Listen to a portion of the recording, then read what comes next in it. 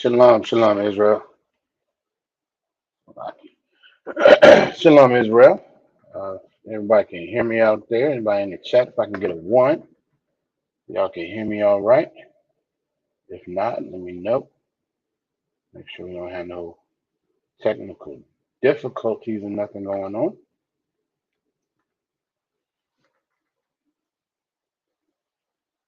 Anybody out there in the chat, if y'all can hear me, if I can get a one. And if not, let me know.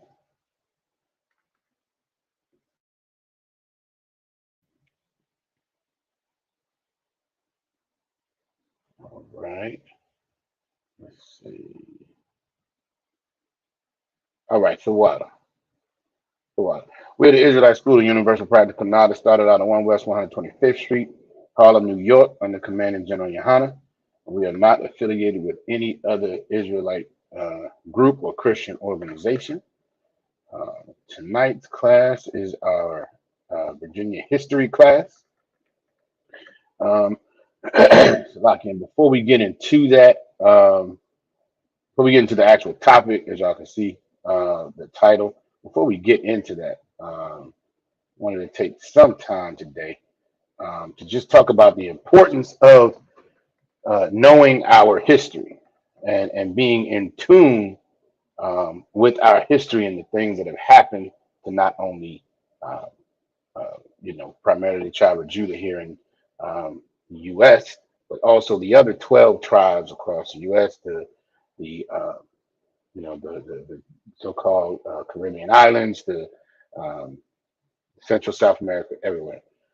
It's important that we know our history because the lack of that leads to so many other things. The lack of knowing our history leads to so many other downfalls in our communities. If anybody wants to chime in, Salaki, if y'all could give me some consequences of us not knowing our history. Does anybody have any idea what kind of consequences happen as a result of us not knowing what our history is? And not just obviously the history in the Bible is very important, but even our practical history, particularly in this kingdom, in this country, in this wicked society that we are in right now. Can anybody want to share any perspectives on the downfalls, the pitfalls that befall our people when we don't know our history?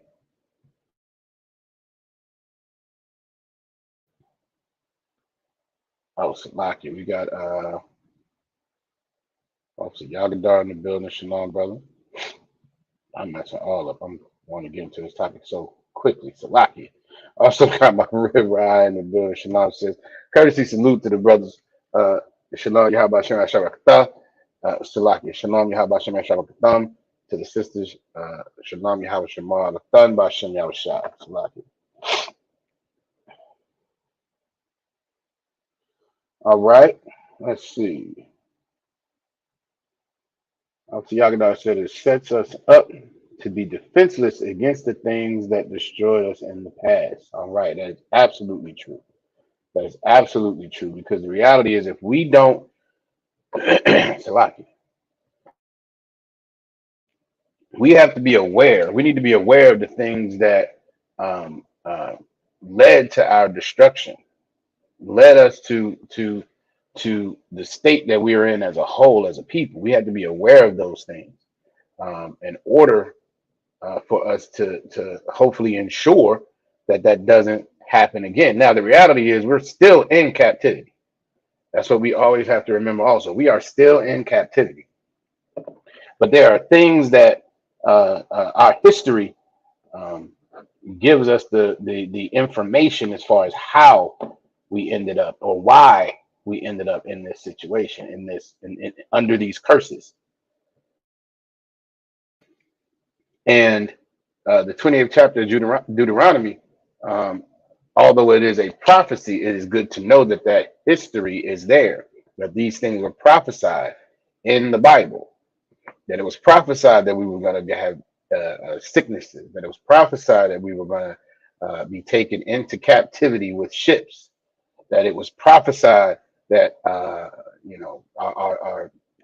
sisters were going to have and I'm paraphrasing obviously, our sisters were going to have a evil eye towards their husband and towards their husbands and their children, Salakia. And it was prophesied that our brothers were going to have an evil eye toward our other brothers. And all of these things were prophesied in our history. And they're all a function of us not following the law, statutes, and commandments, right?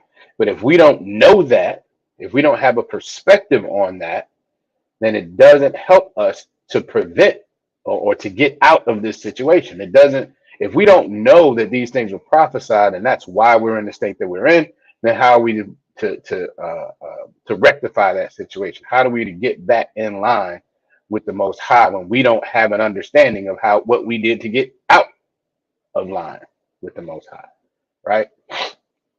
So Officer Yagadar is absolutely right. It leaves us absolutely defenseless. Now, that's also why we have these classes in the ISUPK. That's why we go out on the street and teach, because again, our people don't know our history, the biblical history, right? Most of us don't know. Most of our people have been in the Christian church being absolutely lied to for generations on generations. And because of that, when that truth comes out, oftentimes our people are so reluctant. They're almost angry at times when the truth of the Bible is taught to them. When they hear the absolute truth, that demon has been is a little uncomfortable. And when we were at camp this weekend, I think it was two different interactions where Big Mama came up and talking about what my grandmama taught me about Jesus and so on and so forth. And as soon as we started talking about these laws that they can't break, like celebrating birthdays, as soon as that stuff comes out, then oh no, I'm not gonna do that. I can celebrate my birthday. No, you can't. No, you absolutely cannot. And that ignorance, not knowing our history, not knowing what we did and our forefathers and foremothers did to put us in these situations is why we're so reluctant. We don't have that baseline. We were, so many of us were brought up just to whatever feels good to you. That's what you should do. That's essentially what the Christian church teaches. That you should have a relationship, a personal relationship with God, and Jesus knows my heart, and all of that, and the Lord won't put more on me than I can bear, and all of that stuff. Salaki is just it's taught our people to just only be responsive and only move and do a thing and not do a thing based on how we feel. That's it. It's just based on how we feel, what makes us feel better, what makes us feel worse, and we move in kind and in line with those things. And that in and of itself it leaves us in these situations because we're supposed to be following what the Most High wants us to do. We're supposed to be refraining from what the Most High does not want us to do. All right, so that's absolutely right. Not knowing those things absolutely keeps us defenseless. All right. Sister I said we marry other nations. Yes, that's true. That's true. Not knowing our history will leave us in a position where, everywhere we assume the best out of everyone. We assume that what they're presenting us, the representative that shows up, is the best, or is they mean us no harm. That's when you start hearing things like, well, there's good and bad in all, so-called races. Sure, that's a true statement. But when you get to know your history about what other nations have done to your people, then we should start to have a different perspective on these other nations. Sure, there's good and bad and all in all races. That's fine. I don't think anybody will argue with that. Um, but there is a disposition, there is a difference between, so-called blacks, Latinos, and Native Indians compared to these other nations. We are supposed to be set apart. There is a Bible, I believe, describes it a perpetual hateness, I believe. I may be paraphrasing something. But there is, and these things started, uh, when Jacob and Esau were in the womb.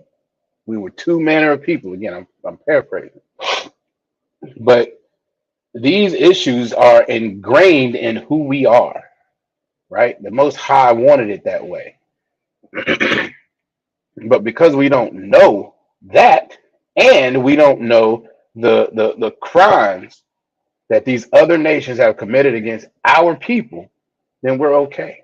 Then we become okay saying, well, as long you love who you love, and the heart wants what it wants, and all these silly cliches that allow you to be ignorant to history, be ignorant and again defenseless and accepting of everyone and everything. That is a very naive approach, but our people have a serious problem um, with learning our history. All right, we have a serious problem with that. We're gonna let me see. Officer Yagada, he said we grow up thinking our enemies are our friends. That is absolutely true. We grow up thinking that because Johnny, who's down the street, because when we're growing up, well, he was into Legos when I was into Legos, or he liked Dragon Ball Z and I like Dragon Ball Z. Because we had those things in common, and we're children, we get it in our minds that everybody's our friend. No thanks to Christianity. No thanks to Christianity and its false teaching of the Bible that God loves everybody. That's another way. If we don't teach our history, and we don't we don't we don't teach our history in the Bible, and we don't teach our real, I should say our real history because the Bible is our real history, but our more practical history that's in these history books. Not teaching both of those, it absolutely blinds our children. It absolutely blinds our children into thinking that everybody can be our friend, and we don't have to be guarded by anyone. That we don't even have enemies. See, that's a great point. We grow up thinking that our enemies are our friends, but we don't even realize that they're our enemies. Everybody's just nice, and everything should be roses and bubble gum and balloons all the time. That is not reality. That is not reality. And not knowing our history allows us to disconnect from that truth. All right. Okay, Sister Aisha in the building. Shalom, sis. Shalom. All right. Um, let's see. Obviously, like I said, we continue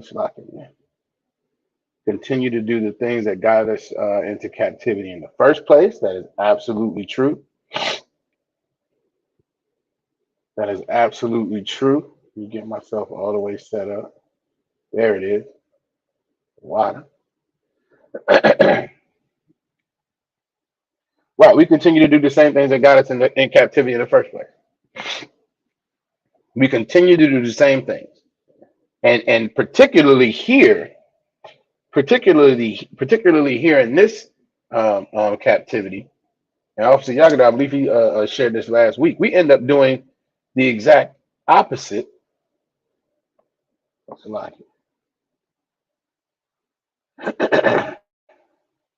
We end up doing not the exact opposite. We end up doing the things willingly that we were forced to do when we were, when the slave trade was fully rolling.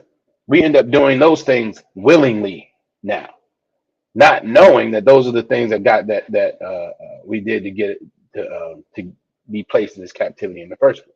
We take on the customs of these other nations, which is something else that got us in this captivity in the first place.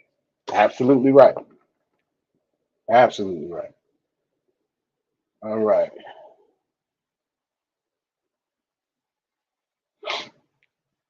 Sister Coco in the building. Shalom, sis. All right. Sister Aisha said, I agree. Teaching that now while he is young. Well, absolutely, sister. Wild job, as you should be. As you should be. We have to teach these things as young as to our children as young as they possibly can, as we possibly can do that. Because obviously as we get older, we get more ingrained in all of these things that we should not be doing, right? We aren't aware of the things that we should be doing, and then by the time somebody is made aware of it, now you have to, as even in the security announcements, we say that the first 6 months that a brother or sister comes to the school, they are off limits because they are to shed themselves of the world. That's what we have to do. But to that sister's point, the younger we are able to teach our children these truths, the easier it is for them to well, the less that they'll have to unlearn from the world. It's just our culture. It's just like everything else we've learned, right? The reason why so many of us, before we came into the truth, celebrated Christmas is because that's what we were taught to do from a young child. The reason why we didn't celebrate, other things is because that's not what we were taught to do. It's that simple. But that's something that's difficult for us as we get older to then step out of that. Even as when you present, all the facts, all the rational understanding, you want me to stop doing something I'm doing already? Yeah, I don't know about that. I don't know about that. That's our natural defense. All right. Shalaki, hold on 1 second for me.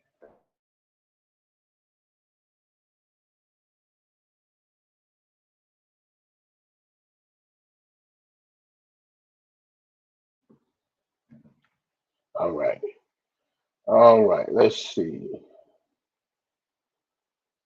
Trooper Kazaki in the building. Shalom. Y'all about Shabbat Shabbat, brother. Good to see you, man. Good to see you, brother. All right. Let's see. So Yagada also said, not knowing our history also ensures that we don't know what to protect. We forsake our heritage for fairy tales and mythology. That is another good point. That is another good point. We are so comfortable giving away our heritage, giving away the truth of the Bible to take on Christianity, to take on Islam, to take on being a Buddhist, to take on all these other belief systems that have nothing to do with us, nothing to do with us. We don't know to protect our true history, our true heritage, because we don't know what it is. So we take on all these other things in this search to feel better. We take on astrology. So now it's not enough to get up and go through your life as you do every day. Now you have to go to, a newspaper, or you go to a website because you have to read what your zodiac sign says, and now that dictates your life. That's reality.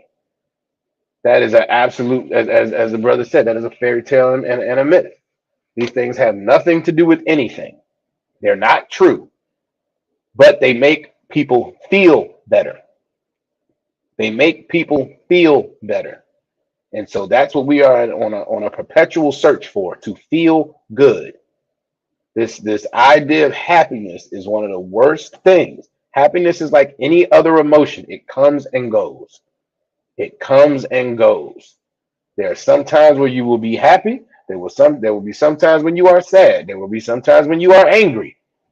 All of it just comes and goes. But this perpetual search for happiness is something that continues to destroy our people. All right, and the disconnect from history is one of those main draws. Thawada, I appreciate it. The disconnect from history is one of those main drivers, right? Because as long, so some, nope, before I get there, Shalaki, man, that's another question. That's another question. Y'all give me some reasons why. So what we talked about is the impact, right? So far, what are some reasons that we have heard, or that we may even just think, as far as why our people, because our people, so-called black and brown, so-called blacks, Hispanics, and Native Indians, we have a problem. We have a issue with history. We don't like, we are very comfortable not knowing our history, right?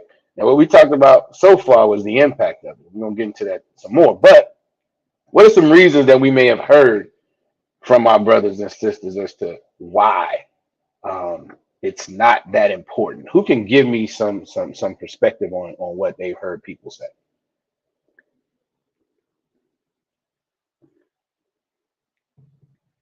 Who can give me some perspective on things that they have heard people say? And while y'all thinking of that, I'll give you another one, another impact of not knowing our history.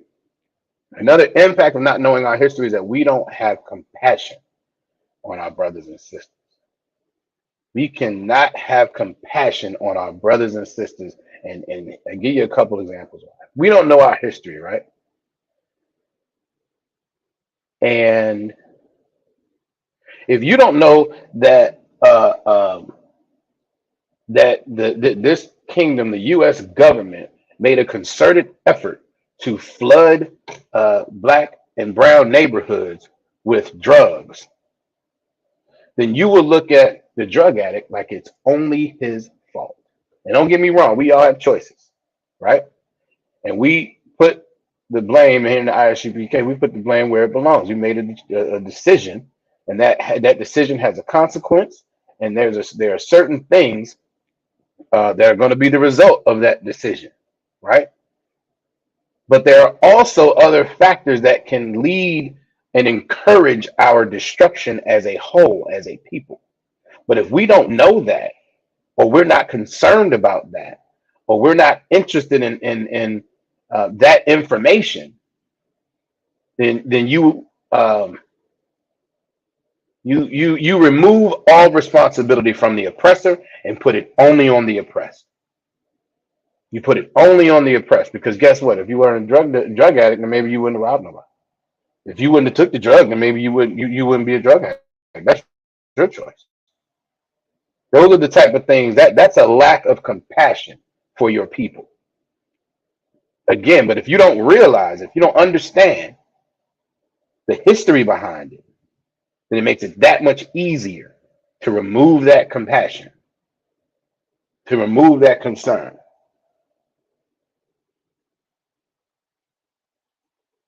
Right. Sister I made a very good point. She said they don't blame the oppressor. We just accept I think that's life as it's given. I think that's life. It's life. Right. Not knowing our history does that. It just gives you life as it is. There's no perspective, there's no reasoning, there's none of that. Right. And then what happens with our people is this: once we get in a position where we're doing a little bit better maybe than the average brother or sister, oh, it's really their fault then. It's really their fault. I'm special now because no, better yet, I'm not special. If y'all let me know if y'all ever heard something like this. You might talk to a brother sister that's doing pretty well, and financially doing all right, and the discussion turns to, I'm not even that special. So if I can do it, anybody can do it, right? That can be an encouraging type of statement. But there are some brothers and sisters that's not how it's said. It's said in a very derogatory manner. If I can do it, anybody can do it, which means if they haven't, then it's their fault. There's no consideration for history, and that's when you start hearing people say stuff like, well, I wasn't there, I don't know. We need to stop complaining and blaming the oppressor for the things that we go through. Right. Right. Those brothers and sisters, that's Stephen from Django. Yeah, not my Becky. Right. My people bread and sliced bread. That's Uncle Ruckus from the Boondocks. That's exactly who that is. But these brothers and sisters exist in real life. They absolutely do. And it removes all compassion and concern for your people as a whole when you don't know your history or you're not concerned about knowing.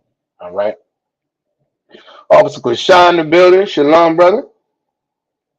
Sister Nine in the building. Shalom, sis. All right. Let me skip back a little bit. Hold on, hold on. Let's see. Okay, as far as the whys, Sister Aya said it's too hard to face, and it's so long ago. That is two great ones. It's so long ago, and it's too hard to face. Now, too hard to face. I think we all can understand that, because sometimes getting into our history is it can be it could be a lot. It can be a lot to realize. It can be a lot to take on. It can be a lot to understand. It can be uh, to know how wicked an oppressor can be can be a whole lot sometimes to digest, right? So I can understand that. But when people start saying stuff like so long ago, but no, let me before I say that, I can understand it being hard to face. But again, the reality is that the consequences are more dire.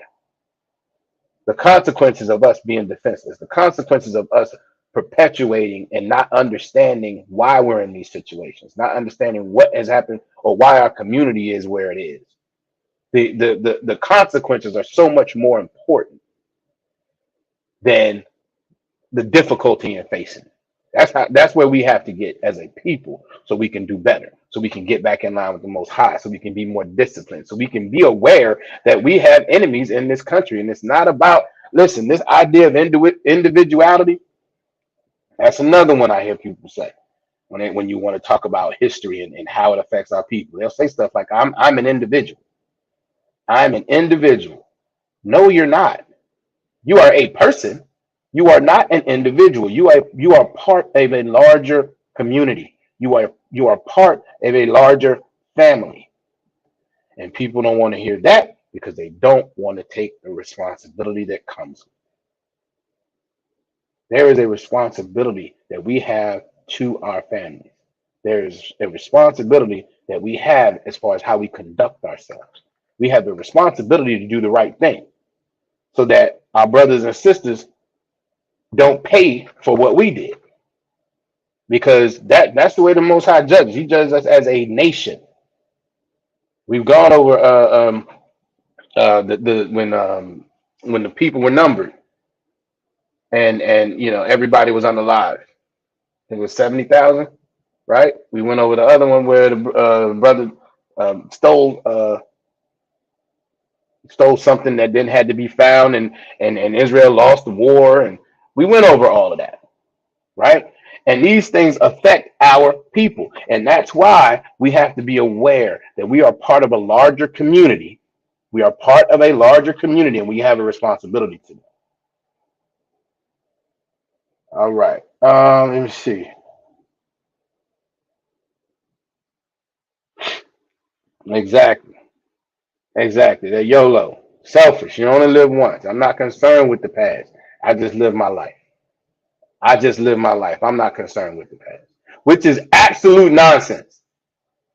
Because what that means is I'm not, listen, everybody learns from some kind of history. Everybody does. Everybody does. But when the history requires you to do something different, when it requires you to face something that's uncomfortable for you, that's when you start hearing stuff like this. I'm not concerned with the past. I just live my life. True, because like you said, they are comfortable not knowing. Absolutely. We are comfortable not knowing. And even that is part of our oppression. Even that, because our identities were stolen from us when we got here. Our true identities were stolen from us when we got here. And now we are comfortable not knowing who we are. We are comfortable not knowing our history. We are comfortable not knowing the things. Matter of fact, pull the scripture right now.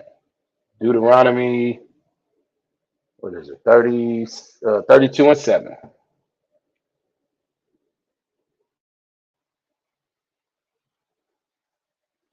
Deuteronomy 32 and 7.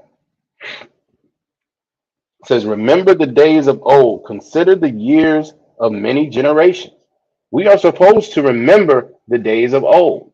We are supposed to be aware of what has happened in our history, both in the Bible and since. We are supposed to know these things. We are supposed to consider the years of many generations. Consider the things that they went through. As Officer Yagadar said, be aware of what got us in this situation. Consider what happened. Consider what led to our communities being destroyed. Consider what led to our communities being overrun and it being a epidemic of drug addicts, of drug dealing, of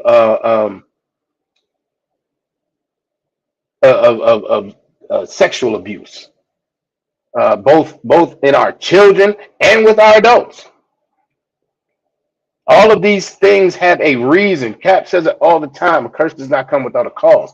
We need to consider the years of many generations so we can have an idea of what has led us to this situation, to this point. But we're so comfortable not knowing. We're so okay with just not knowing. And as you all have said, we just live our lives day in and day out. And I'm an individual, and none of this applies to me, and then so on and so forth, right? Going on, it says, "Ask thy father, and he will show thee thy elders, and they will tell thee." Now, we all know our fathers. Listen, and the way our families have been destroyed, that is something that is becoming rarer and rarer, right? For a father to be in a position where he can influence his child in a positive way. And definitely, if he's not in the Israelite School of Universal Practical Knowledge, he's not going to know this. He is not going to know this. But the elders, ask Salakia, thy elders, and they will show thee.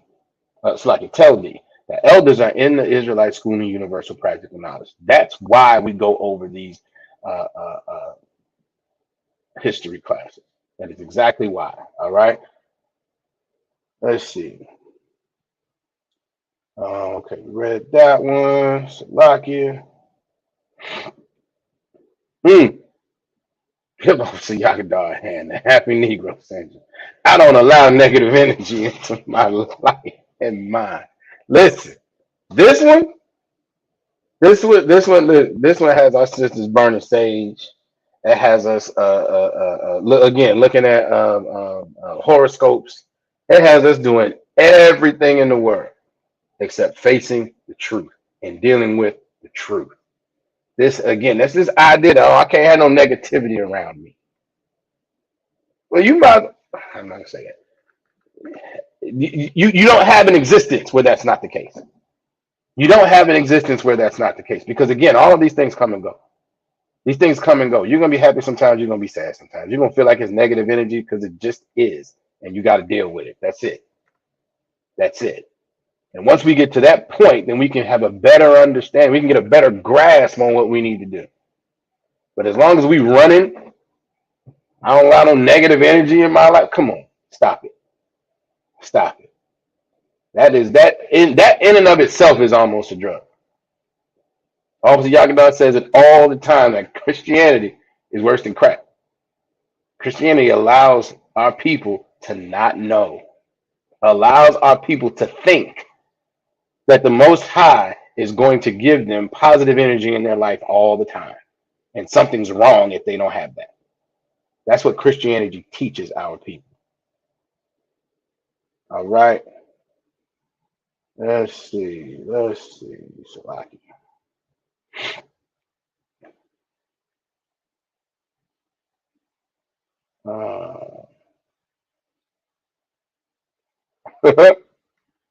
There you go. Officer Yagadar got all of them tonight. Say, ninjas just hate. And we need to love and heal the world.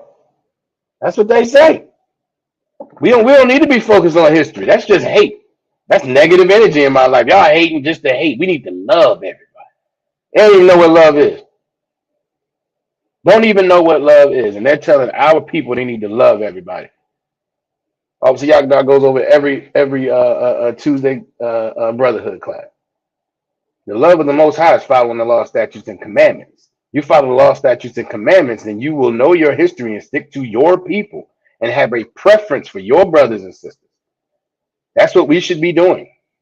Having a preference for our brothers and sisters rather than just trying to love the world. The Bible said, matter of fact,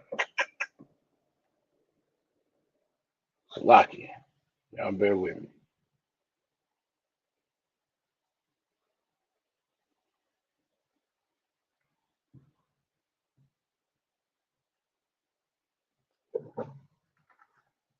Salaki.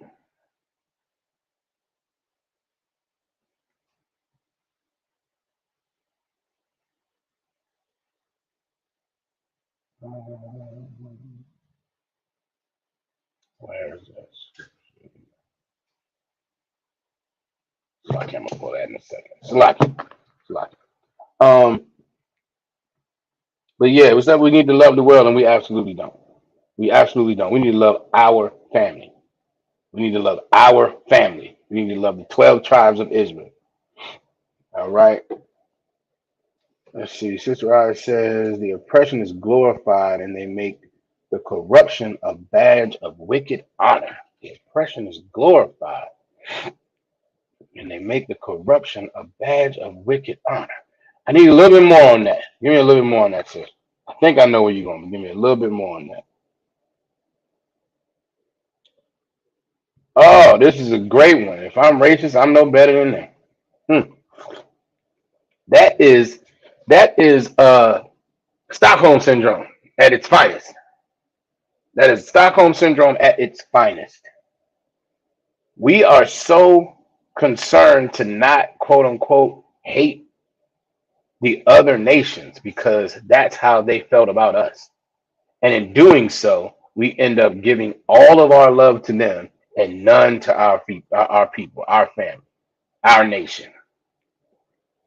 In this attempt to not be as bad or yeah as bad as they were slash are because most people be talking they think this is something old. They were like that, right? Most of these people don't think these folks are still like that, and if they do, they think it's a few of them. They think it's only a few of them that want our oppression and want us to continue to be in captivity. All right, let me see. Rocky.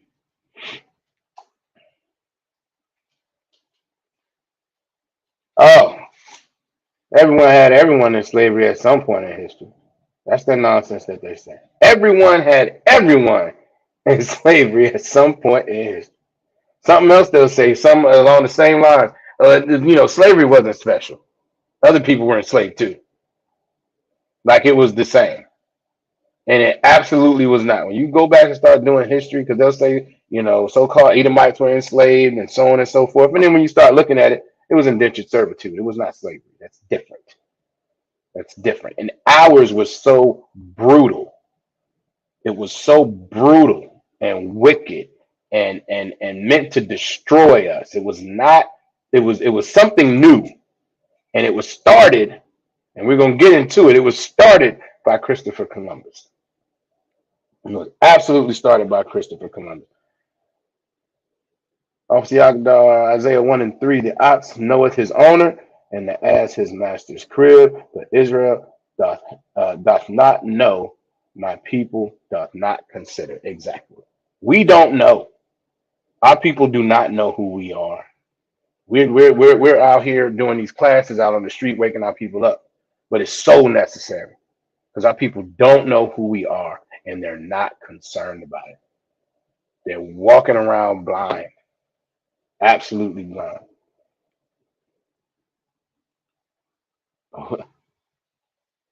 Like Evelyn the bad witch. On the absolutely, I'm saying y'all can die right. Our sisters walk around like the witch from the Wiz. Don't nobody give me no bad news. Right. They are blocking it all. They don't want to hear nothing negative at all. They want to live in a fairy tale. Listen, it's the worst. And our people are so it's like a drug. It's like a drug. And the Christian church encourages it. The Christian church will have you believe that you should never suffer.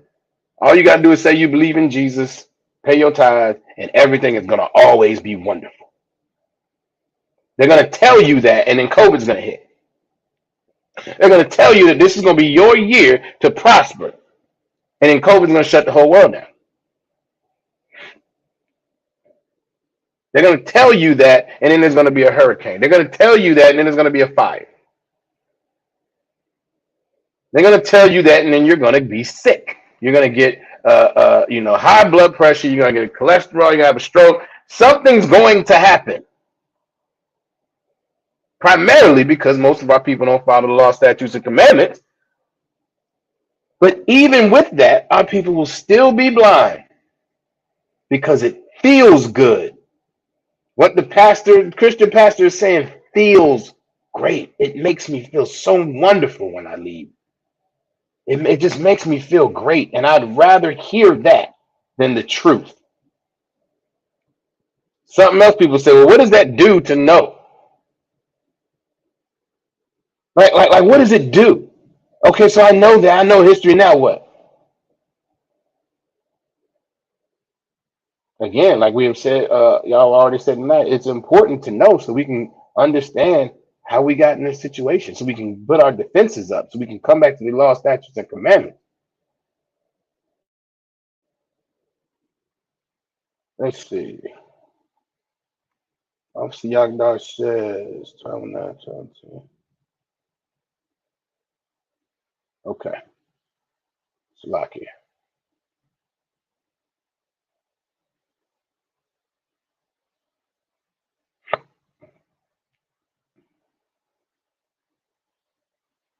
Now it says, let love be without dissimulation. Abhor that which is evil, cleave to that which is good. Exactly. We should be absolutely disgusted by anything that's outside of what the Most High wants us to do, and anything that we should not be doing. We should be absolutely disgusted with. Dissimulation. Let's look up that word and make sure.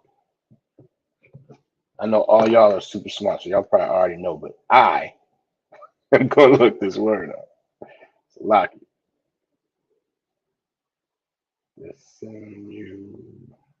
Dissimulate. To hide under a false appearance. To hide under a false appearance, meaning you're presenting yourself in one way, but you're actually being another. Love should be without dissimulation. It shouldn't be with a false appearance. It should be upfront and clear. The Bible also says, "Let your yea be yea, let your nay be nay." It should be upfront and clear.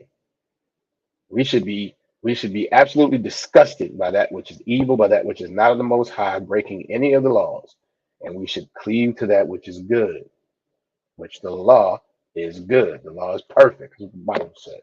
All right. Be kindly affectioned one to another with brotherly love and honor, preferring one another. Brotherly love. Again, the precept is 1 John 5:3. Following the law, statutes, and commandments is brotherly love. That's what it is. Our people don't know that. We think being in love is being really physically attracted to someone strongly. That's what we think love is. We think love is making me feel good. We think love is telling us things that that gives us an emotional response. That's what we think love is. It is absolutely not giving me things that makes me feel better. We think it's love to celebrate birthdays because we think it's the opposite of love if someone has a birthday and we don't get them a gift. That's what our people think.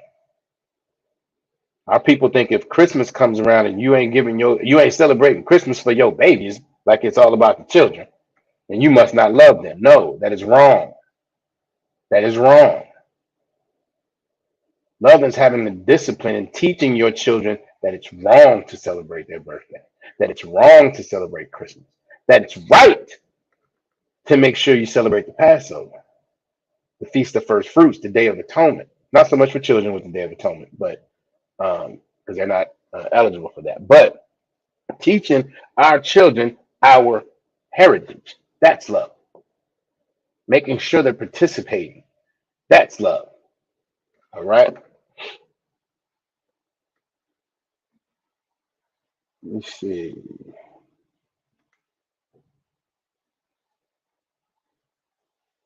Every young rapper takes pride in unaliving, selling drugs.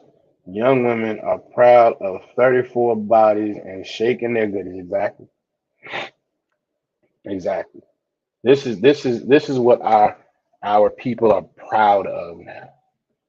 They're not interested in what their history is. They're not interested in what our history is as a whole. It's just about what they want and what makes them feel good.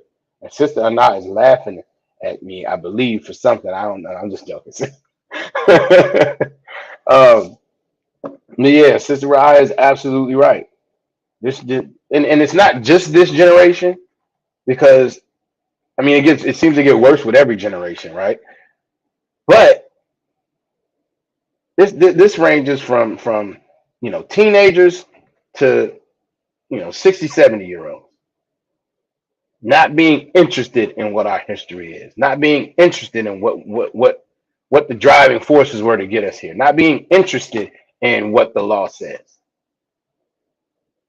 And again, the better off we are as individually, the less likely we are to hear the truth of the Bible.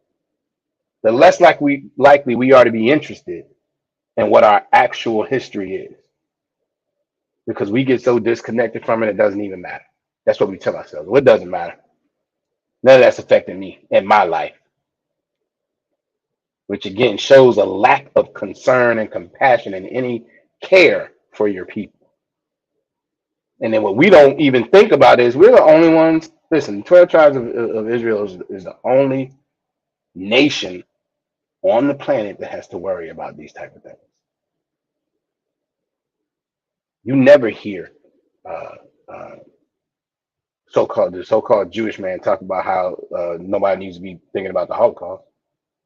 They hold on to that like listen, if you say anything that sounds like a derogatory statement in reference to that, it's going to be a problem.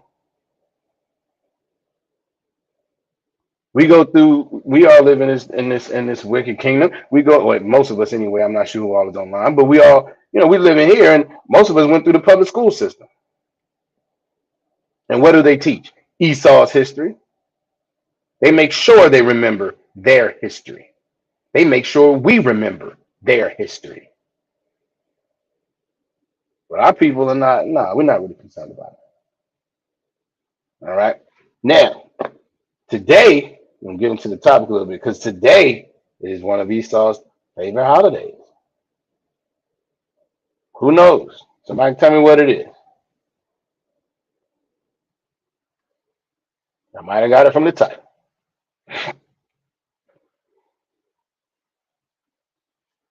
Today is one of Esau's favorite holidays. Who can tell me what that holiday is?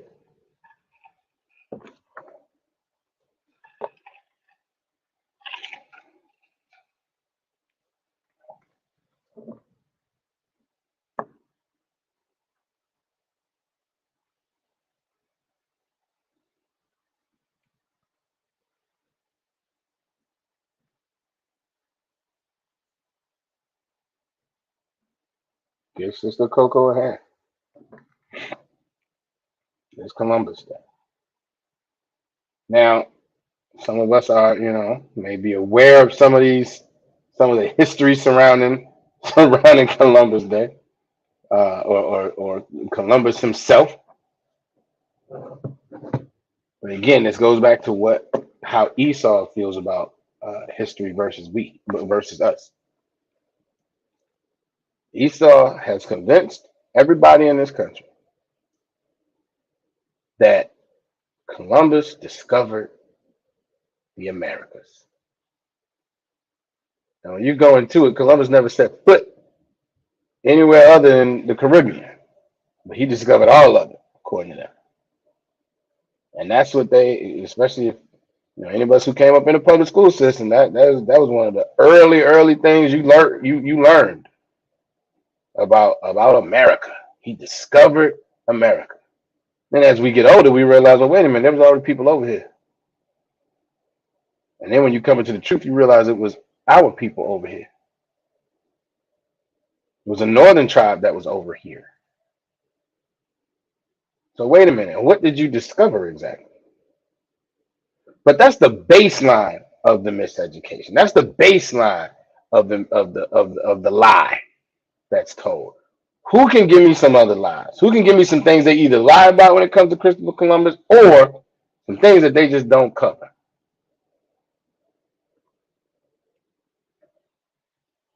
Who might have some ideas?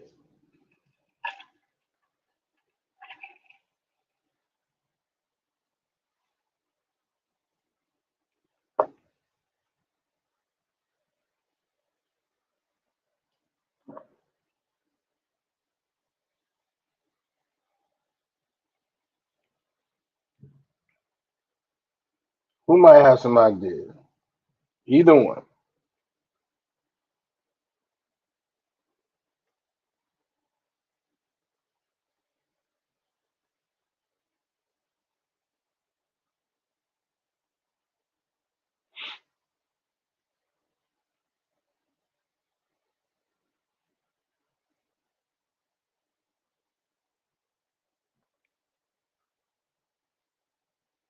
Who wants to give it a shot?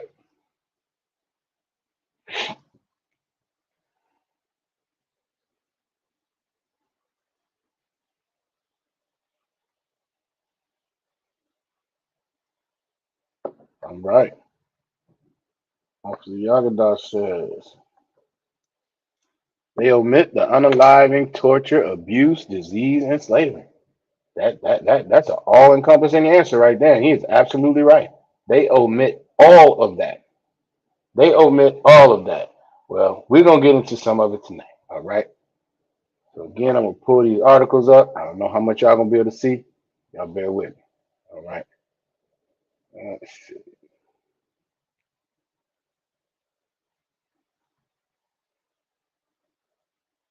Yeah, that's super small. All right. It says to celebrate Columbus is to celebrate a legacy of genocide, slavery, sexual abuse, and plunder. It commemorates the violent and bloody accumulation of capital for the ruling class and later the U.S. That tells you right there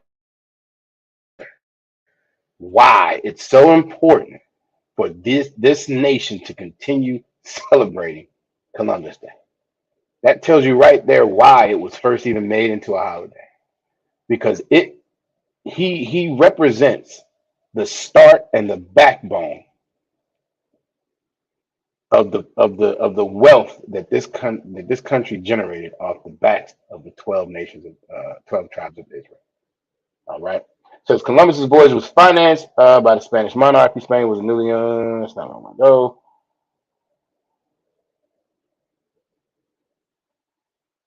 I'm gonna ask y'all a couple questions. Kind of like who realized that Columbus even discovering America was a complete accident? Give me a one if you knew that. Give me a two if you did not.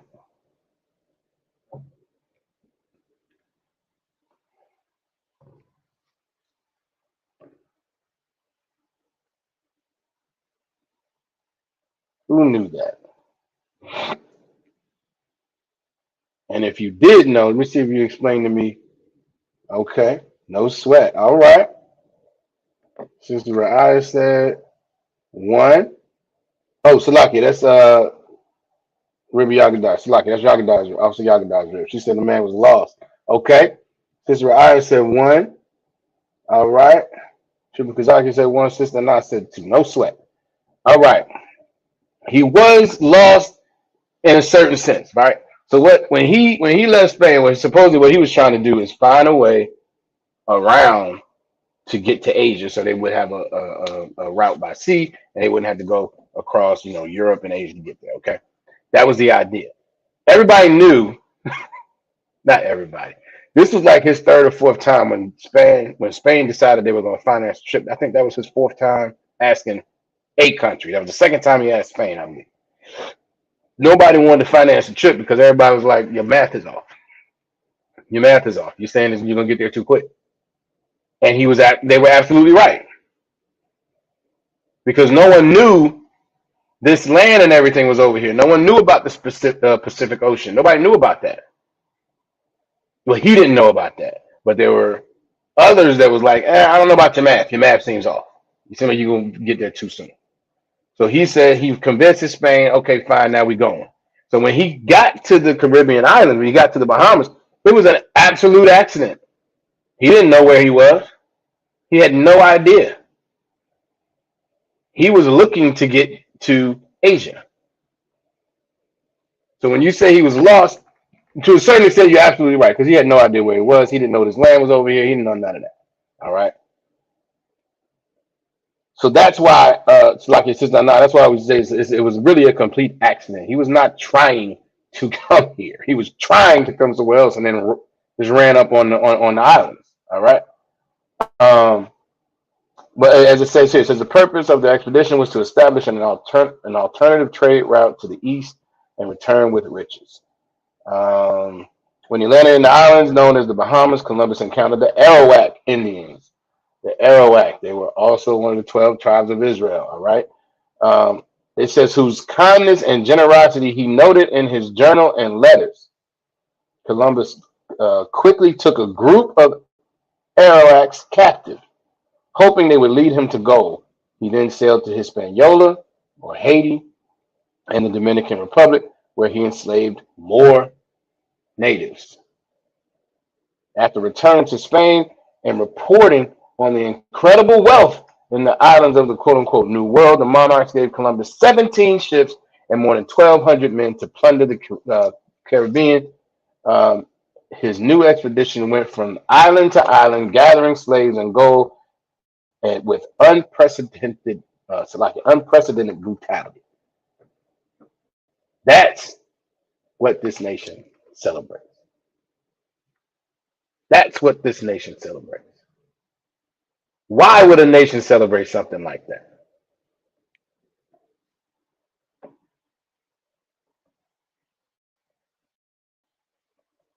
Who can give me an idea of why that would be something to celebrate? Because don't get it confused. They're aware. We don't know this. Esau knows Columbus's history.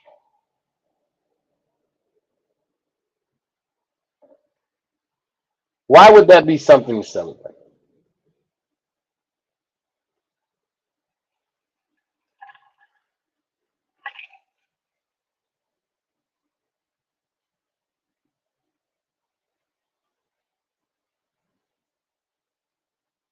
All right. Sister Raya says it created their legacies. Yes. Give me a little bit more.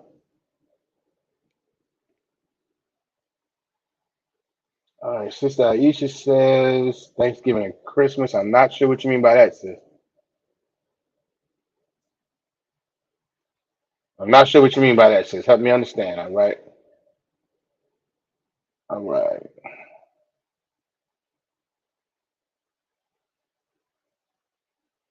Okay. I see your comment too, Officer Yagada. I'm gonna hold off on that one. Who has any idea? Why would it be important? Okay. Officer Yagadar's rib says they celebrate because it was family name start. Columbus? Not sure what you mean there, sis. Give me a little bit more. All right. Sister Ra'ah, you said it created their legacies. What do you mean by that?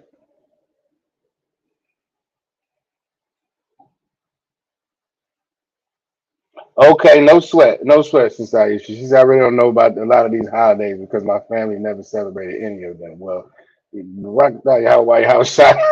That is awesome for you, sis. That is great. That is so wild.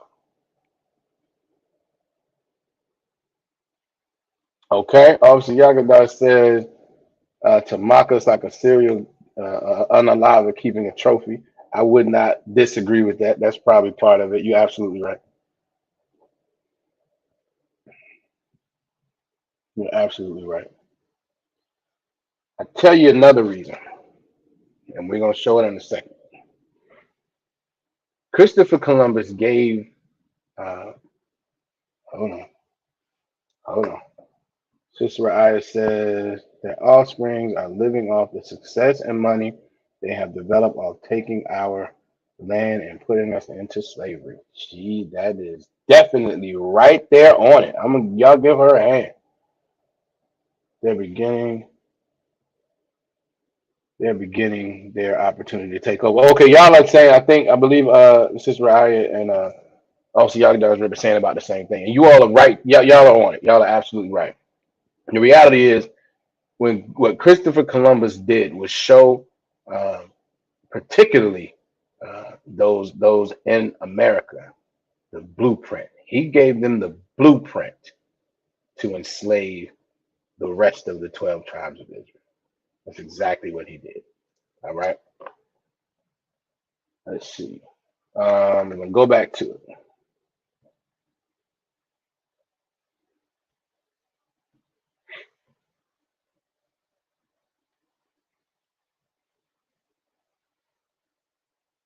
It says Columbus was the first European slave trader in the Americas. He is the father of the transatlantic slave trade. All right. Says he sent more slaves across the Atlantic than any individual of his time. Uh, about 5,000. That was more than any one individual had done. All right. Shalom, how about Shalom, Shalom? I'm seeing Rashamath in the building. Says he and his men captured and enslaved the Arawak people almost as soon as they landed. Some were sent to Spain, others served Columbus on the islands. 1496, this is 4 years after, right? It says Columbus jubilantly wrote Spain's King Ferdinand and Queen Isabella about the possibilities for exploitation in the West Indies. He wrote, quote, in the name of the Holy Trinity. Let's stop right there. Listen, Christianity is the worst. Christianity is an absolute, it's a drug, it's a lie. It's one of the worst things that happened to our people. Christianity is the worst. He said, in the name of the Holy Trinity, we can send from here all the slaves and Brazil wood which could be sold. We have everything as far as slaves. We got as many as you want in the name of the Holy Trinity.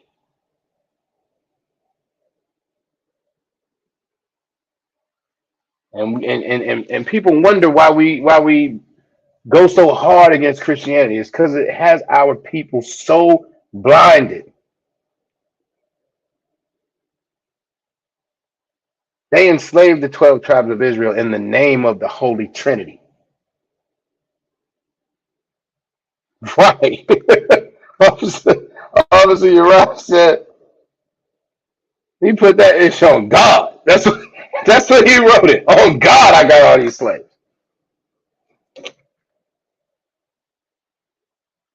Our people don't know this, so guess what? We be one of some of the biggest Christians in the world.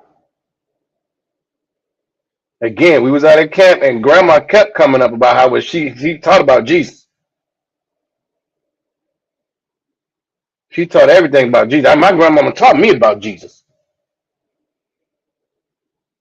Till we tell him Jesus was a black man. Well, wait a minute. I don't know about that. I heard he was. You not convinced? Big Mama told you gotta love everybody. Big Mama told you better be happy, girl. Big Mama told you to leave your man if you're not happy. Most I says you can't do that. Big Mama told you to celebrate your birthday, girl. Most I say you can't do that. But he put it on God. And you know what else Big Mama did? Big Mama went to church every Sunday. Every Sunday. Praying in the name of the Holy Trinity, which is how we were enslaved. All right, let's keep going. It says in Hispaniola, Columbus and the Spanish set up a system that made every Indian over the age of 14 responsible for gathering a certain amount of gold each month. They received a copper token to hang around their necks if they succeeded. And let me see if y'all, hopefully I ain't read that yet. Nah, I forget, I keep going. If they succeeded, they got a copper token around their neck. And if a native was caught without a token, the Spanish cut off their hands and let them bleed till they were unalive. In the name of the Holy Trinity, Christianity is worse than crap.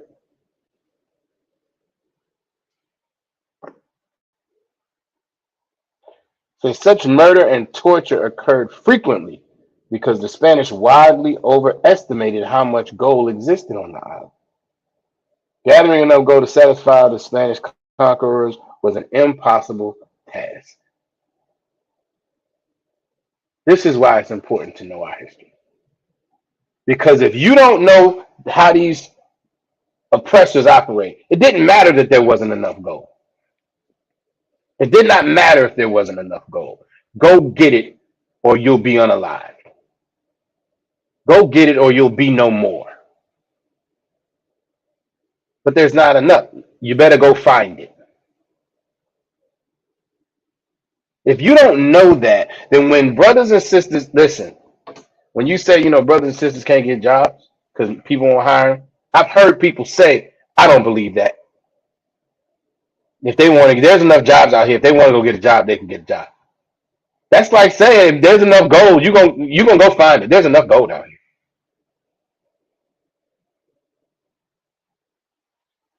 We don't know how these oppressors operate because we're blinded to it because we want to be loved by them so much. Or we just don't care. But in either case, it's a setup for our destruction. Just not being aware of what our history is. Let's keep going.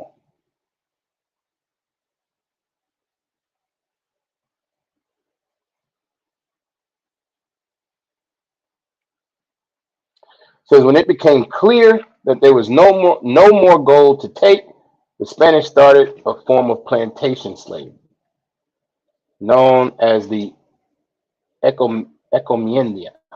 I believe it's how you pronounce it. The system thrived by working native slaves until they were unalive on large privately owned estates. What does that sound like?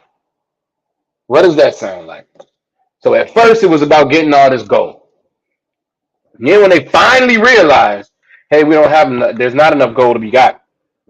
The island doesn't have enough. Like once they finally realized that, you know what? No problem. No problem. We'll have y'all work on these large privately owned estates. What does that sound like?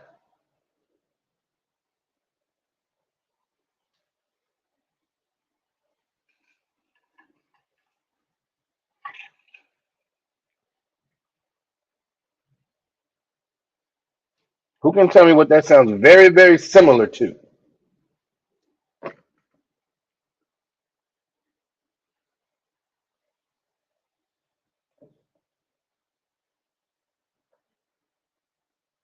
Right, plantations here. Plantations here in America. Exactly what it was. All right? You obviously got darn ahead. It said sexual slavery was also widespread among the Spanish settlers.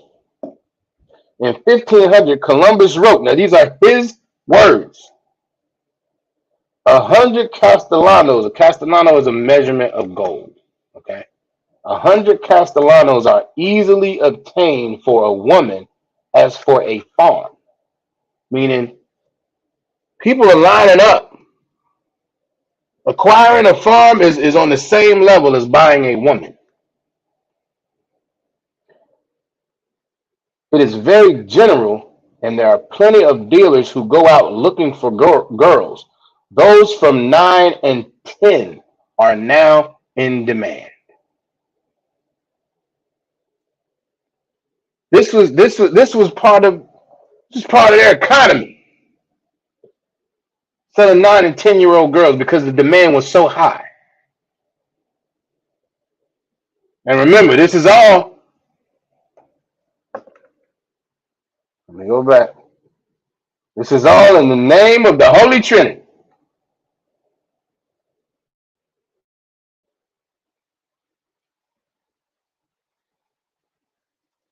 The sexual abuse of 9 and 10-year-old girls are all in the name of the Holy Trinity.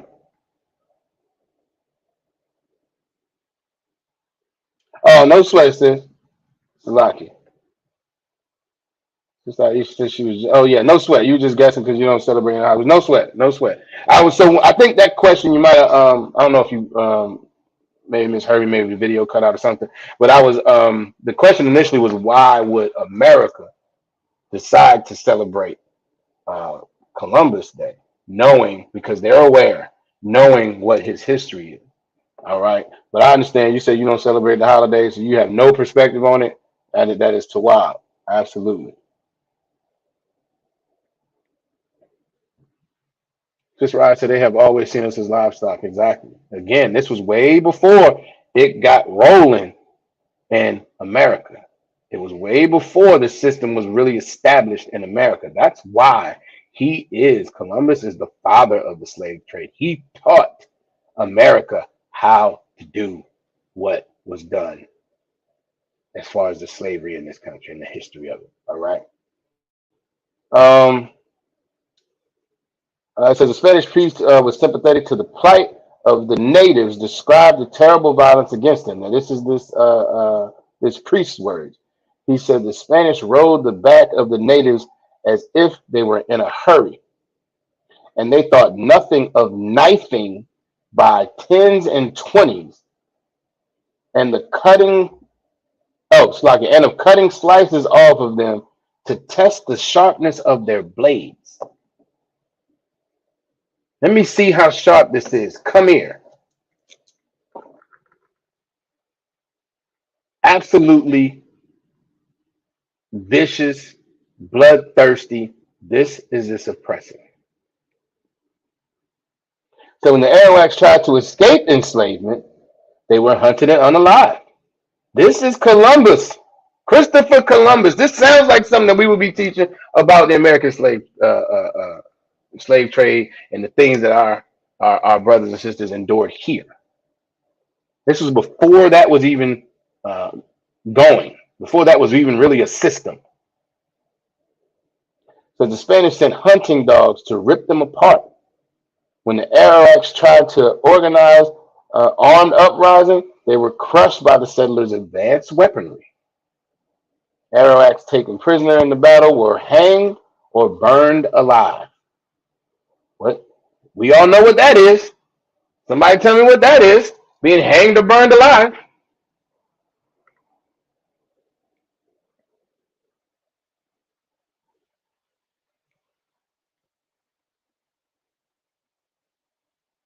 There's a particular word for that we use.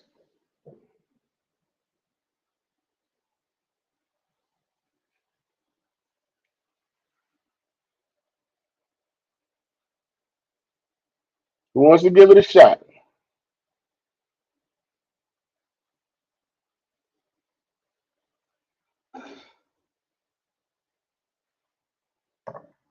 Absolutely. Officer Yagadak got it. He on it. As usual, lynching. Sister Raya said lynching. That's exactly what that is. This is Christopher Columbus and his crew lynching the Arawaks because they had the nerve to try to either run away or fight back for their freedom. Because many turned to suicide out of misery and desperation. The diseases brought by the colonizers rapidly felled the natives throughout throughout the Americas. Millions died from smallpox, influenza, viral hepatitis, and other illnesses. This is all now. This is including not just the Bahamas. Like I said, it was throughout the Americas. So this is including the tribes of Gad and Reuben and things of that nature. Absolutely, Sister Nana also got it. Lynching. Absolutely, sis. All right. Says European rodents and livestock wreaked havoc on the ecosystem of the Americas, which sustained the native population. So we were subject to this in so many aspects of it. And again, two things can be true, right? Two things can be true. Part of it is true that this oppressor absolutely destroyed our people. The other part of it that's true is that we are in this situation, and we're in this situation because we didn't follow the law, statutes, and commandments. Our people and our communities are destroyed the way they are now because we continue to not follow the law, statutes, and commandments. But that does not take away the evil wickedness of this oppressor that this country happily celebrates. All right? So it's a brutal legacy. Columbus and his followers massacred an entire people. Some estimate, and that's the interesting thing. Let me go back. Where was Officer Yagadar's points? Rocky. Officer Yagadar earlier said the Caribbean had 8 million Taino brothers and sisters in 1493, and by 1504, there were 100,000 of them brothers and sisters. That is an absolute genocide. And what's also interesting is you know, you all, as we continue to research this stuff, because it was so long ago, because the technology wasn't there, there are all these different numbers, right? There are all these different numbers as far as how many Arawak there was, how many Taino there was, how many came directly to North America versus South America versus Central America, as far as us being taken out of Africa. There are all these numbers, but and if I could suggest to anybody, never argue about numbers, the specifics of it necessarily. Because you might find a couple different sources that give you different numbers. But what's always consistent is that there were a whole lot of us either taken from the west coast of Africa here to all of the Americas. That's always consistent. It's a high astronomical number, larger than anything else in history. And in the brothers and sisters who were already here, it's always a large number that was then decimated. Always remember that. All right.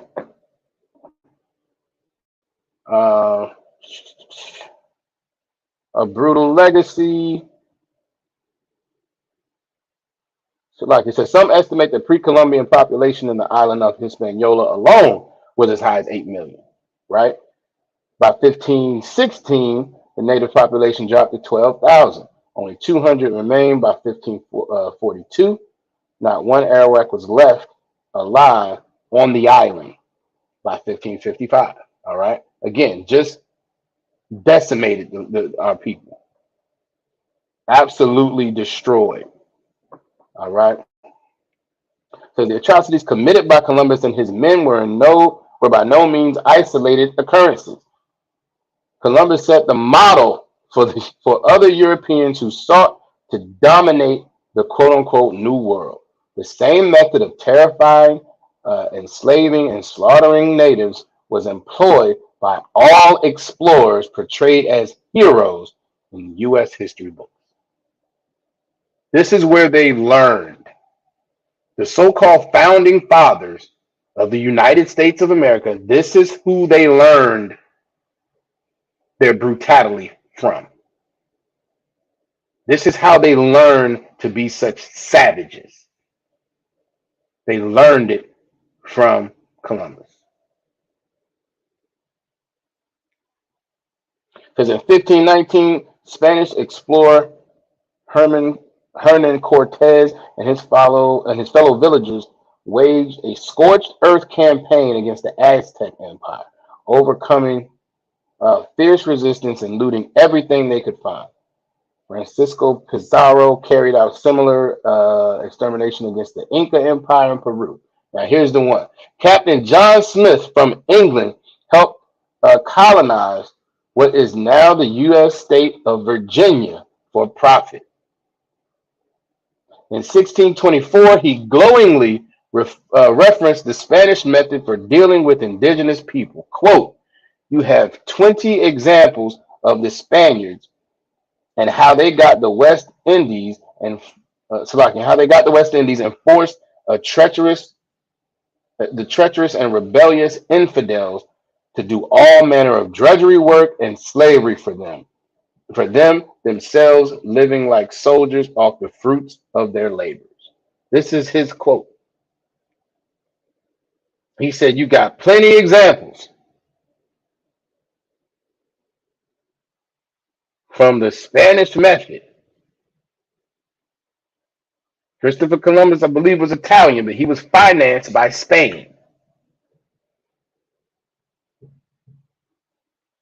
This oppressor, this founding father of Virginia, said, here's your examples. This is where we learn how to do what we do. This is how we learn how to make sure that these enslaved people stay in line. And why not learn from them? They're all Edomites anyway.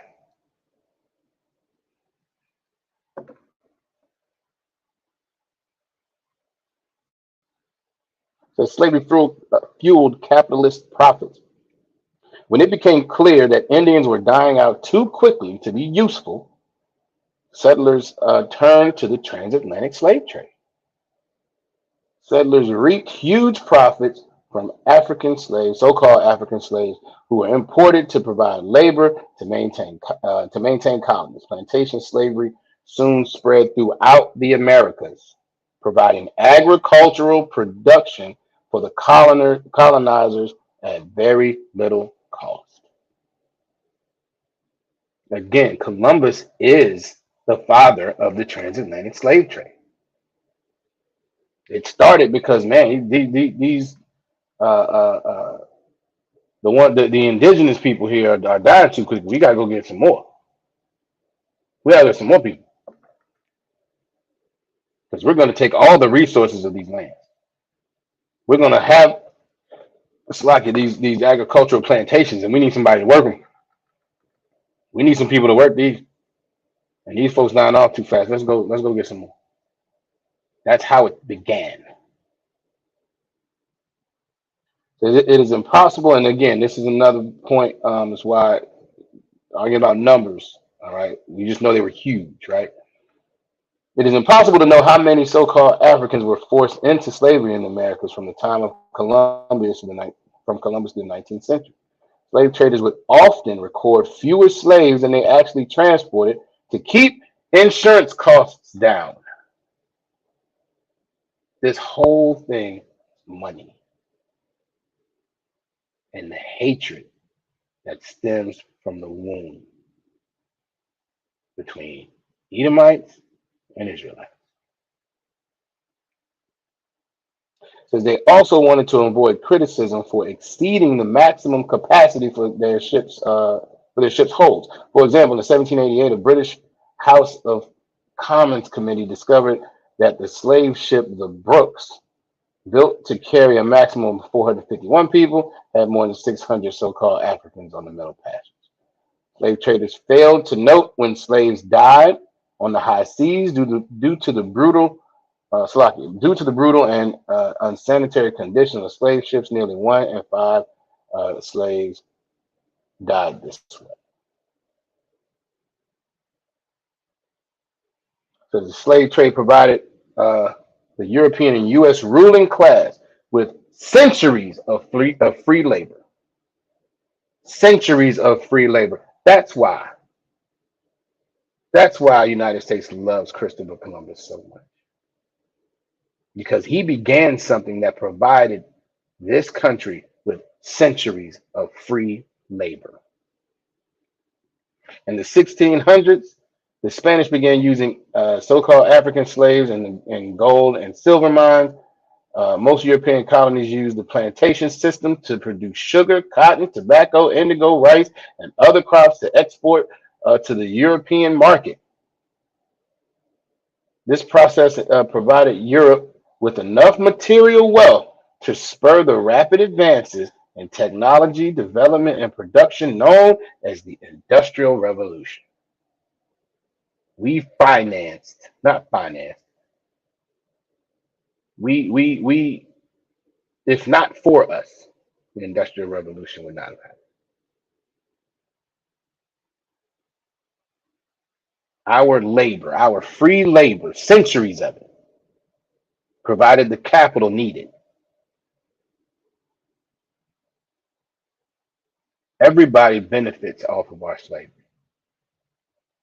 Every nation benefits off of our slavery. Now, our primary oppressor is the Edomite, the so-called European, but every nation benefits off of our slavery. It says even today, some U.S. companies can trace their success and profits from slavery.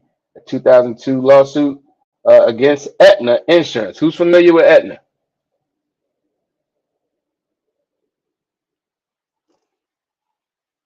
Colorado. Who's familiar with Aetna?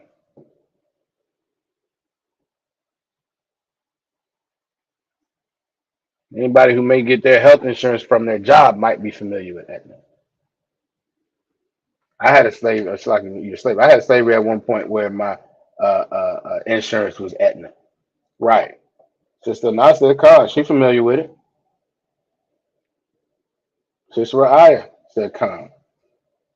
Sister Coco said Khan. Right.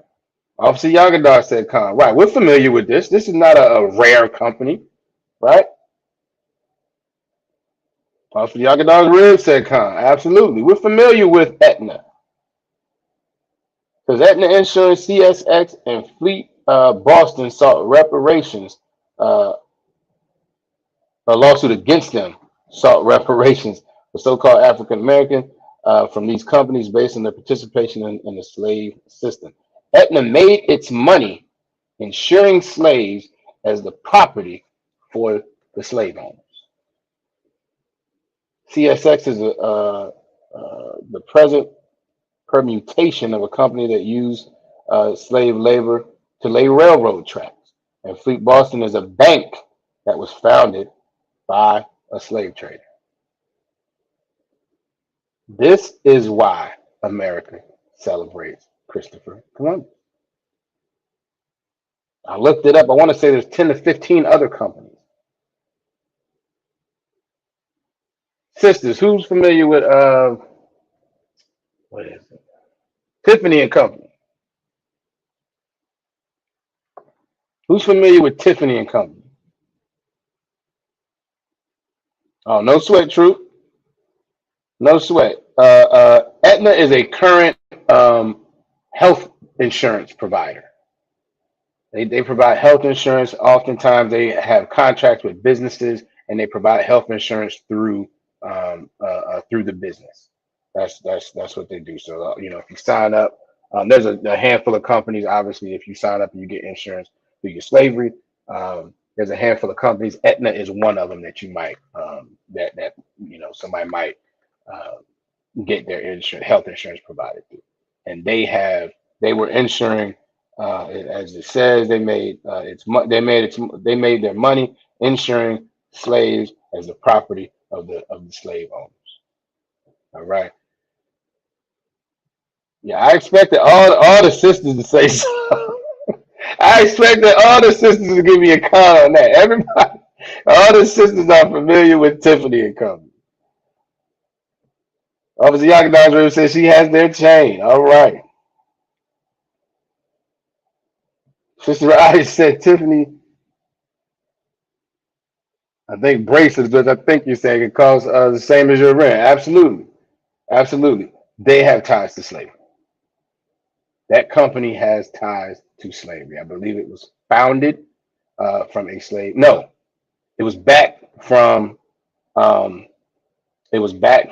One of the backing individuals was a slave owner, and that's how he made his money.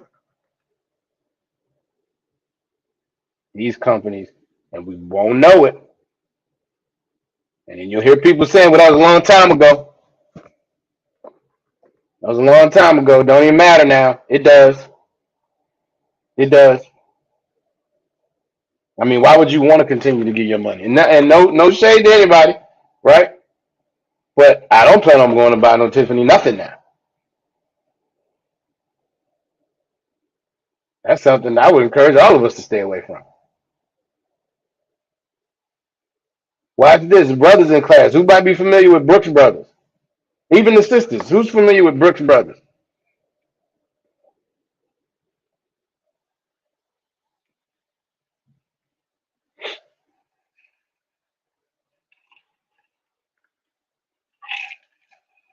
Who's familiar with Brooks Brothers?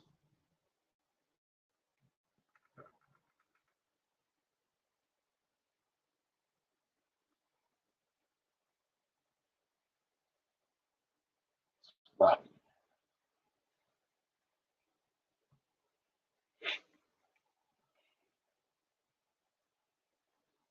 All right. Officer Yagadar said, Carl, he's familiar. Sister I said, Tommy Hilfiger? I'm not sure. Are you saying that he has ties? Maybe you're saying that he has ties to slavery as well. I'm not sure. You let me know. Officer Yagadar's rib says she's familiar. Khan. Sister I says she's familiar with Brooks Brothers. All right. Anybody who's not familiar with Brooks Brothers is a men's clothing store. All right.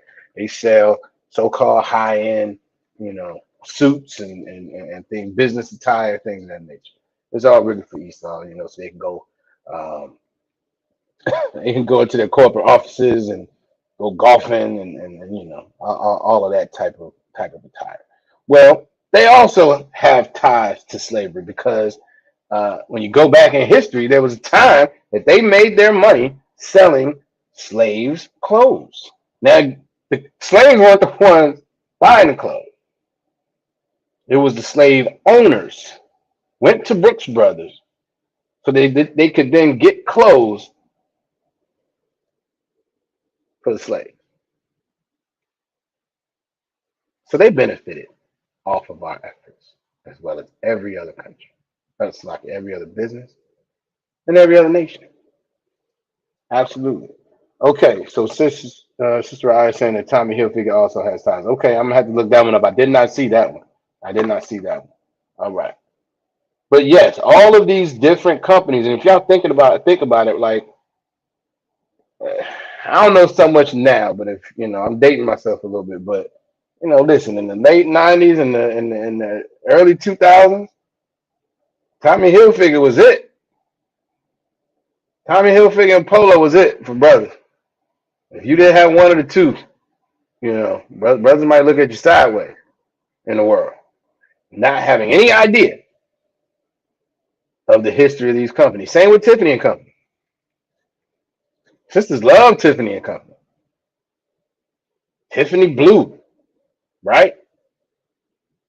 No understanding of the history of the company, right? And it's one of those situations where you can't beat yourself up for not knowing because you don't know a thing. You don't know a thing, but you can't. Once you find out, though, once you find out, and this is another reason why people, in my opinion, don't really want to know their history because, especially when you come get the truth of the Bible and the history of the Bible, now it requires you to do something. It requires something of you. It requires you to stop doing something that you may have been doing, and it requires you to start doing something that you may not. And no one wants that. Our people don't want that. Our people don't want to have to be required to do anything because the Christian church has told them that they're not. The Christian church has told them that the law is done away with. They don't have to worry about any accountability for anything. You can do whatever you want to do, whatever your heart desires. You can pray over this food that you should not be eating. You can ask Jesus for forgiveness, and you are going to heaven, which is some other place up in the sky. All of this alleviates the responsibility and the accountability to the Most High and His laws, statutes, and commandments.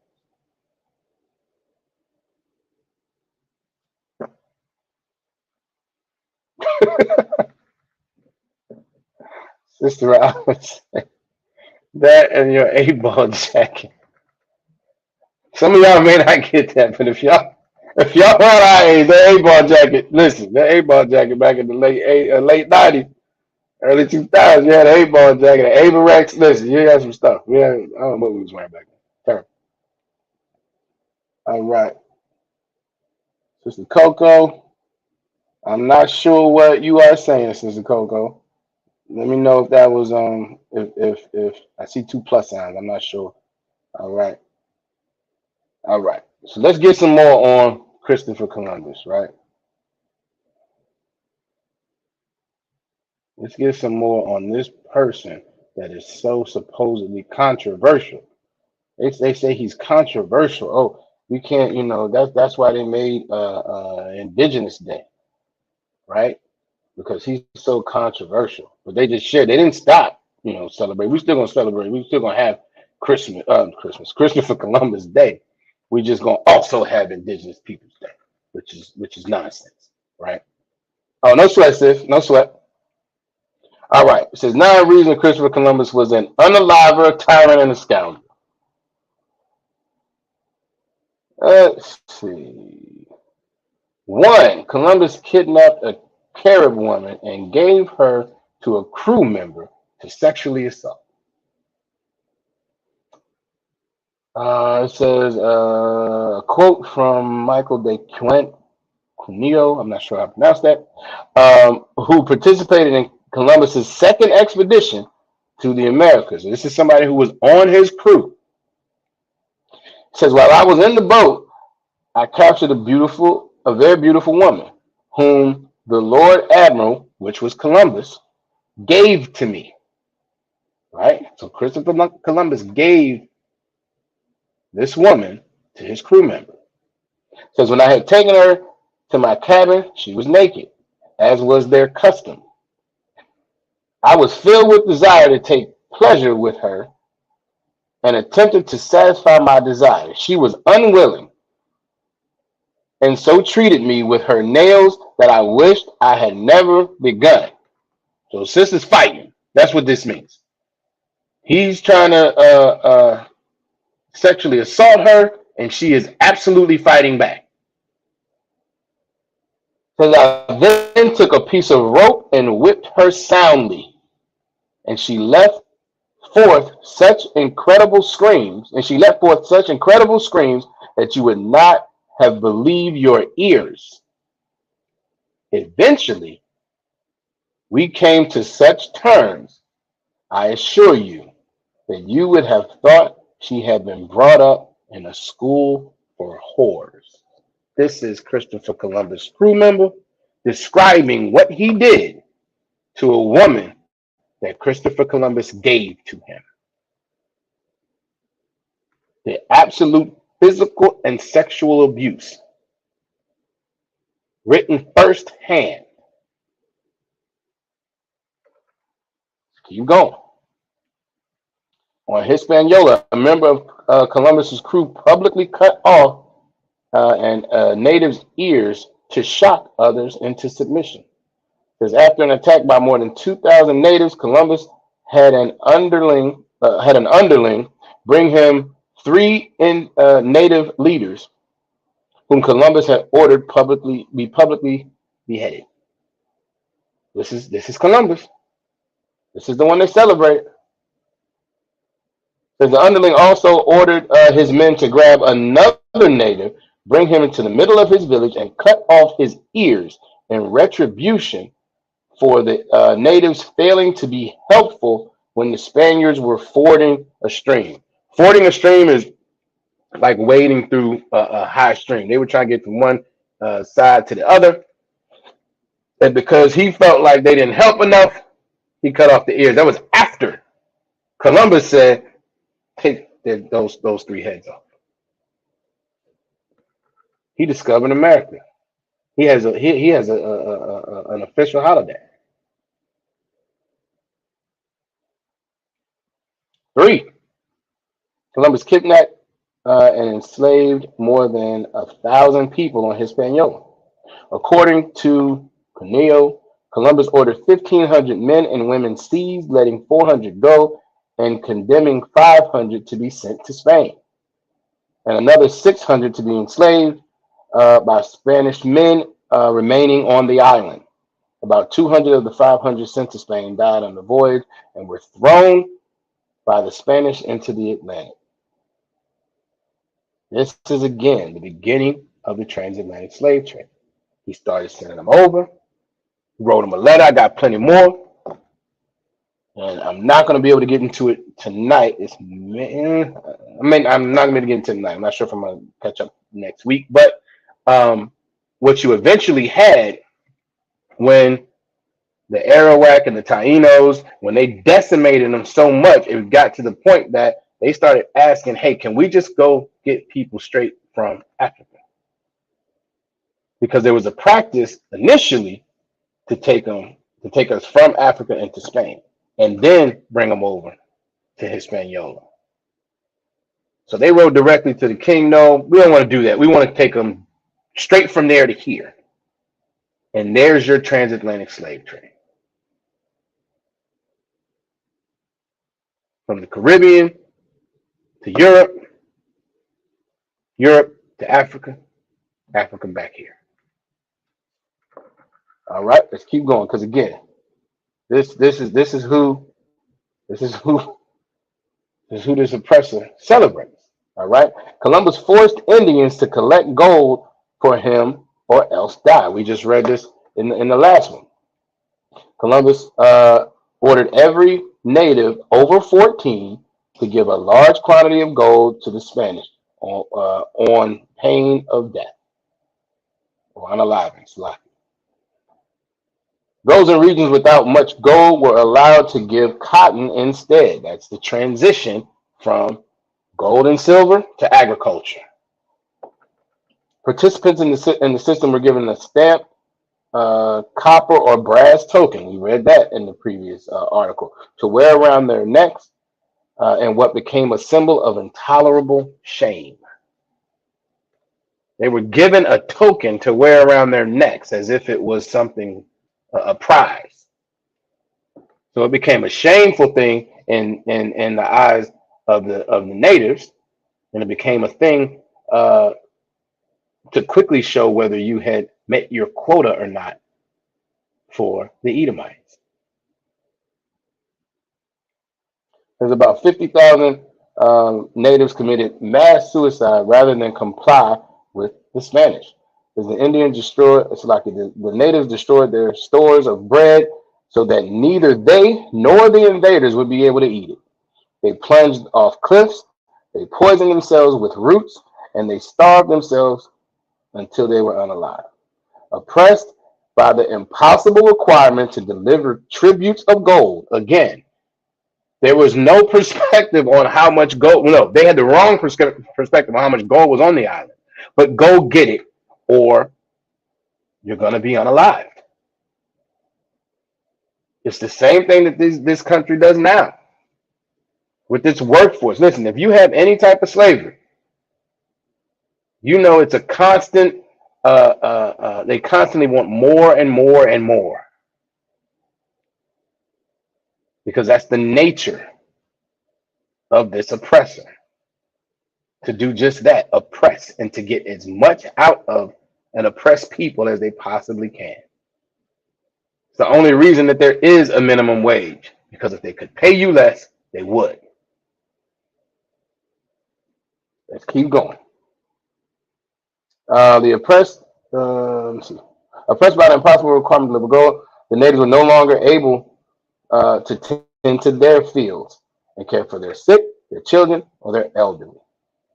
They had given up and committed mass suicide to avoid being unalived or captured by Christians. Remember, this started early. In the name of the Holy Trinity. They would unalive themselves in order to avoid being captured by Christians. Now, our people love Christianity to death. In the name of the Holy Trinity, they enslaved and unalived and sexually abused our people. These people unalived themselves because they didn't want to be caught by Christians. And to avoid sharing their land with them, their fields, groves, beaches, forests, so on and so forth. All right. Number 6, remember it was 9 of them. So it's 56 years after Columbus's first voyage, only 500 out of 300,000 natives remained on Hispaniola. Population figures from 500 years ago are necessarily imprecise, which is what we were saying earlier. Right? You never want to get to arguing too much about numbers, specific numbers. All right. It says, but Bergreen estimates, which is the person who wrote a book where these excerpts are coming from, estimates that there were about 300,000 inhabitants on Hispaniola in 1492. Between 1494 and 1496, about 100,000 died, half due to mass suicide. In 1508, the population was down to 60,000. By 1548, it was estimated to be only 500. It says, understandably, some natives fled into the mountains to avoid the Spanish troops, only to have dogs set upon them by Columbus's men.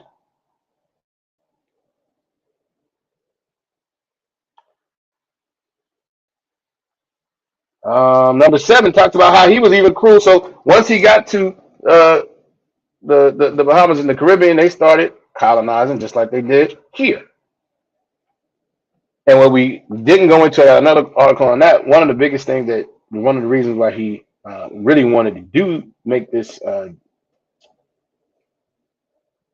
journey, this discovery or whatever, is because the deal that he had with the Spanish monarchy was that any land that he found, he would run it under their flag.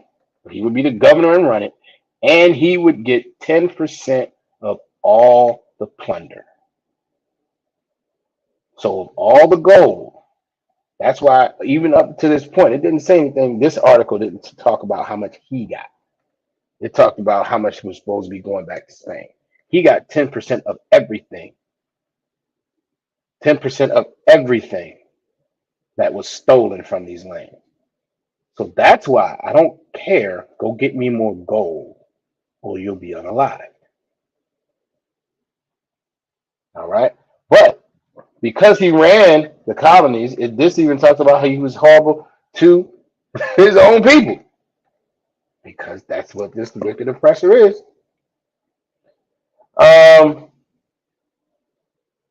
Let's see. It says Columbus' rule over Spanish settlers was so brutal. He ordered at least a dozen Spaniards to be whipped in public. I'm sorry, this is kind of funny to me because that's this Esau's problem. It's between y'all family. Now, I'm just gonna laugh at this. All right. It said whipped in public, tied by the neck, and bound together by the feet for trading gold for food to avoid starvation. This is his people. This is his people. You just starve. Give me my gold. He ordered a woman's tongue cut out for having spoken ill of the admiral and his brothers. He's the admiral. He's the admiral. You gonna speak ill of me? Cut her tongue out. This is who they celebrate. Another woman was stripped and placed on the back of a donkey to be whipped as punishment for falsely claiming she was pregnant. He ordered Spaniards to be hanged for stealing bread. I'm sorry. That's that's Esau's problem. So that's all kind of funny. All right. Number 8. We're gonna get to number 9 and we're gonna get y'all up out of here, all right? If anybody got any questions, anything like that, y'all just go ahead and put them in the chat. All right. Settlers under Columbus sold 9 and 10-year-old girls into sexual slavery. We talked about that in the first article. Because this one he admitted himself in a letter to Doña Juana, a friend of the Spanish queen. Says there are plenty of dealers who go out looking for girls. Those from 9 and 10 are now in demand, and all other ages, a good price must be paid. This is his words. This is who has a holiday. Number 9, Indian slaves were beheaded for when their Spanish captors couldn't be bothered to untie them. Benjamin Keene, a historian of the Spanish conquest of the Americas, noted that multiple sources confirmed accounts of exhausted native carriers chained by the neck whose heads the Spaniards severed from their bodies so that they might not have to stop to untie them. This is what happened under his watch. This is Christopher Columbus, the absolute father of the American slave trade. He stumbled on it because he wasn't that bright. He did not know that his calculations were off. So he stumbled upon the Caribbean islands, There's other, you know what? I gotta get some more of this. Hold on, because there's other quotes that I gotta make sure y'all understand. Salakia.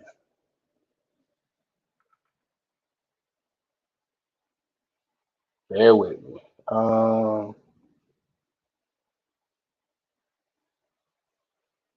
Here it is. Here it is. That scripture that says that the words are smooth as butter. Listen, when he came into contact with the brothers and sisters on Hispaniola, let's see how they treated him. Let's see how they treated him. It says when Columbus first stepped foot on Hispaniola, he encountered a population of indigenous people called the Taíno. A friendly group, they willingly traded jewelry, animals, and supplies with the sailors. This is his quote.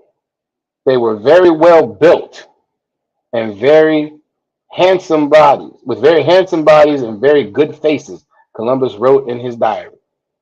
How is that even to describe a people? Well built. They do not carry arms or know them. They should be good servants. The indigenous people were soon forced into slavery and punished with the loss of a limb or unaliving if they did not collect enough gold. Again, this is very consistent. A portion of which Columbus was allowed to keep for himself. That's their 10%. Between the Europeans' brutal treatment of their infectious diseases, within decades, the Taino population was decimated. Again, but even when he showed up,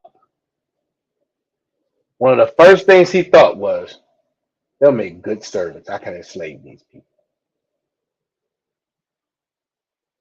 And then you fast forward that, like we said, the founding fathers of this country, America's founding fathers, decided, you know what, we're going to learn from him. We're going to learn and make that system even worse until we have enjoyed centuries of free labor, centuries of building wealth. Then we'll couple that with another 100 years of sanctioned, legal, mistreatment and oppression. And then when that's over, see, it's been about 50, 60 years. I'm going to claim this Esau will claim, well, now it's all good. Now everything's fine. No, we are still under oppression. We are still under oppression. That's why the prison system is what it is. We've had these conversations before. We've talked about this stuff before. That's why the 13th Amendment is written the way it is. Between this country and Europe, whether it be France, Spain, Britain,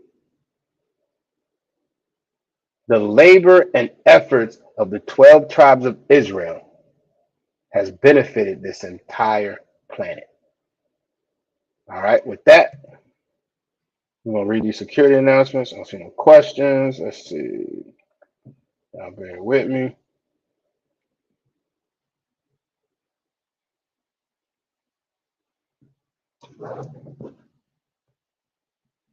All right, we got an ISUPK started on 1 West 125th Street, Harlem, New York.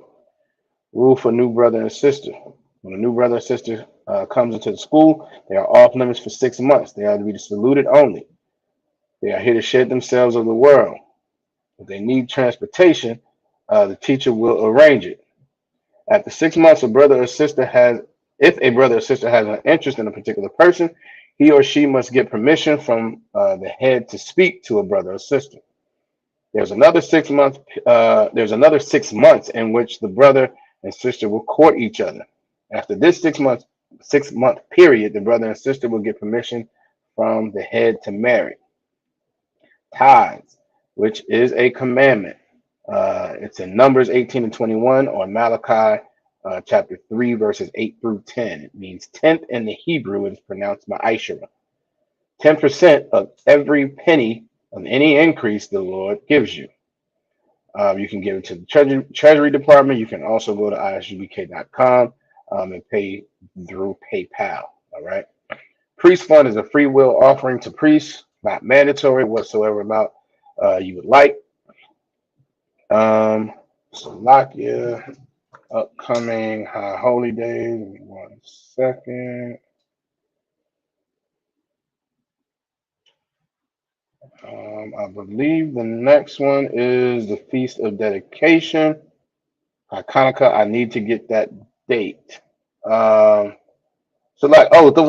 water sis, the water Officer Yagadar. So like Officer Yagadar, if you have the date for the Feast of Dedication, if you have it, can you put it in the chat real quick? If not, no sweat. All right, I appreciate it.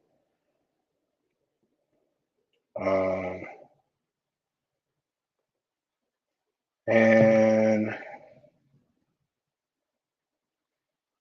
yeah, and lastly, if any brother wants to become a trooper in the school, he needs to be in all black. That's black boots, shirts, pants, headband, and war scarf. Make sure you get in contact with your school in your area.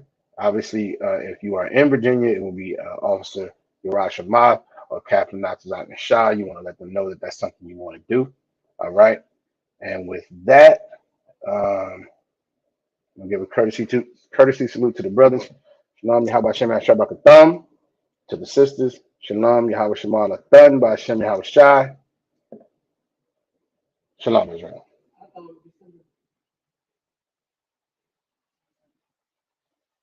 Oh, the water. See, obviously y'all can always be there. All right. December 7th is the next high holy day. I almost missed it. Almost ended class there. Yeah, so that's the Feast of Dedication of Hanukkah. All right, December 7th. I'm sure we will have more information as we get closer to that date. All right. Shalom. Yes, the Feast of Dedication. The water, brother. All right. Shalom, Israel.